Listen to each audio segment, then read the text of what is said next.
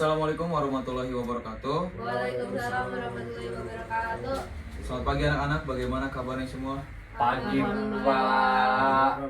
Alhamdulillah baik ya. Sebelumnya perkenalkan nama Bapak Majidan Filahi. Bapak di sini sebagai guru yang mengajar tentang pendidikan. Nah, pada kesempatan kali ini Bapak akan mengajarkan tentang topik yang menurut Bapak sangat menarik untuk diterapkan pada kalian. Kalian kan sebagai calon-calon pendidik ya. Nah, saat ini Bapak akan mengajarkan kepada kalian mengenai metode itu yang ada namanya itu PCK. Nah, sebelum beranjak kepada pembelajaran, mungkin alangkah baiknya kita untuk berdoa. Berdoa dipimpin oleh Sabil. Silakan. Sebelum kita melakukan pembelajaran kali ini, alangkah baiknya kita berdoa. Doa dalam hati dimulai. Selesai. Terima kasih Sabil. Mudah-mudahan pembelajaran hari ini berjalan dengan lancar dan penuh keberkahan. Amin. Nah, sebelum kepada apa itu PCK, nah kalian tahu nggak kepanjangan PCK itu apa? Pedagogi Konten Knowledge. Nah, pintar sekali anak-anakku. Nah, sebelum kepada pengertian apa itu PCK, nah di dalam PCK itu ada dua arti, ada content knowledge dan pedagogical knowledge. Nah, kita bedah satu-satu. Content knowledge lebih menekankan kepada pengetahuan mendalam guru tentang materi yang akan diajarkan, sedangkan pedagogical knowledge itu lebih ke penekanan kepada metode apa yang akan digunakan, strategi apa yang akan digunakan, dan prinsip apa yang akan digunakan oleh guru tersebut. Nah, jadi pedagogical content knowledge ini merupakan konsep konseptual yang diperkenalkan oleh Les Luhmann pada tahun 1986. Dia mengatakan bahwa pedagogical content knowledge ini bukan semata-mata guru itu mengajarkan, tetapi guru harus tahu cara mengajarkannya kepada peserta didik. Nah, tujuan untuk mempelajari pedagogical content knowledge ini, yang pertama ada untuk menjadikan guru profesional, yang kedua itu untuk menjadikan pengajaran lebih bermakna dan berkualitas, yang ketiga itu bertujuan untuk berkelanjutan, yang ketiga mengurangi kesenjangan teori, dan yang terakhir itu siap menghadapi kisah nyata atau hal yang akan terjadi di lapangan ketika kalian praktek untuk mengajar. Nah, setelah kita tahu tujuan dari pedagogical content knowledge ini, nah selanjutnya ada prinsip-prinsip yang harus kalian ketahui yang ada di dalam PCK ini. Yang pertama itu ada integritas konten.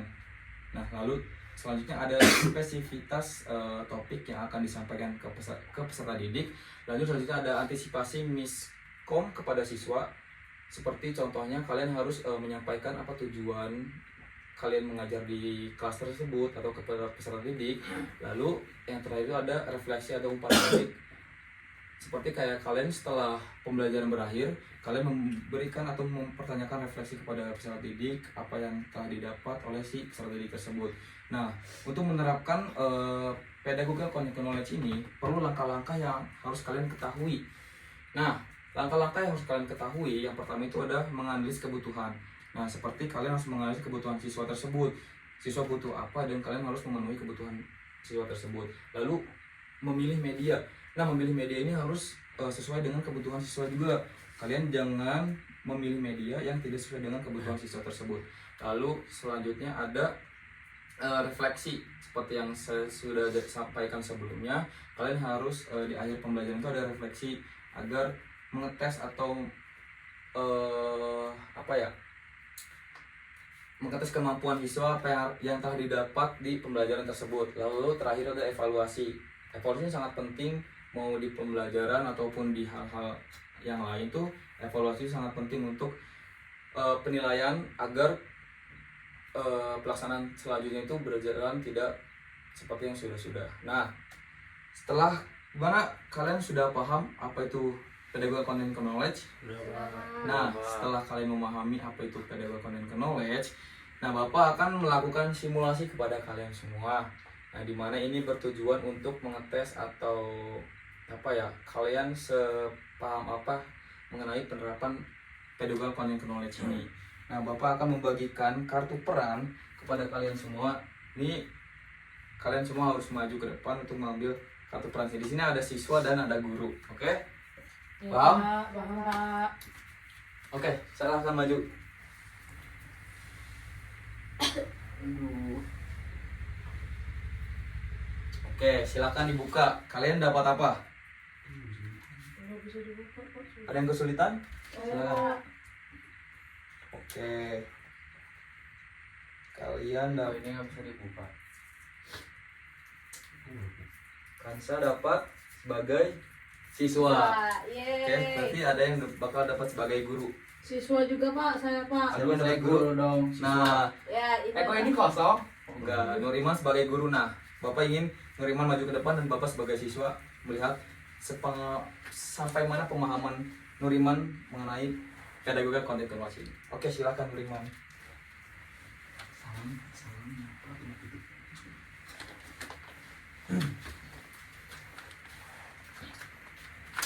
Ya, Assalamualaikum warahmatullahi wabarakatuh. Waalaikumsalam warahmatullahi wabarakatuh. Oke, selamat pagi anak-anak semuanya. Pagi, Pak. Nah, di sini saya akan menjelaskan mengenai pengetahuan yang mendalam untuk guru dalam pematerian.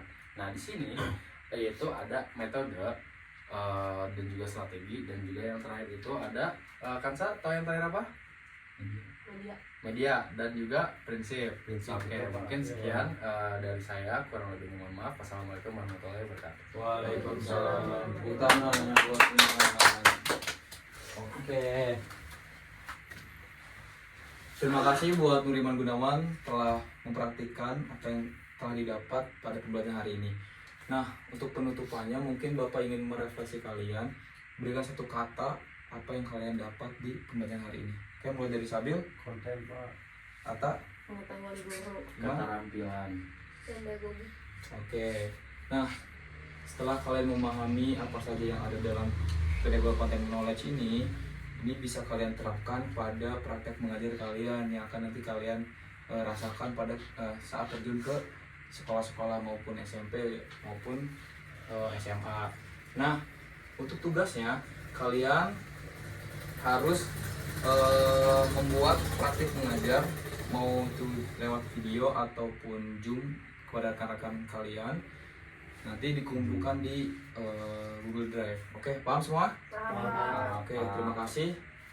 Untuk menutup kelas pada hari ini, alangkah baik kita berdoa karena kita dibuka oleh doa dan ditutup oleh doa. Oke, boleh sambil untuk menutup pembelajaran hari ini. Baik Bapak, sebelum kita pulang ya, alangkah baiknya kita berdoa. Semoga pembelajaran tadi bermanfaat. Berdoa dimulai.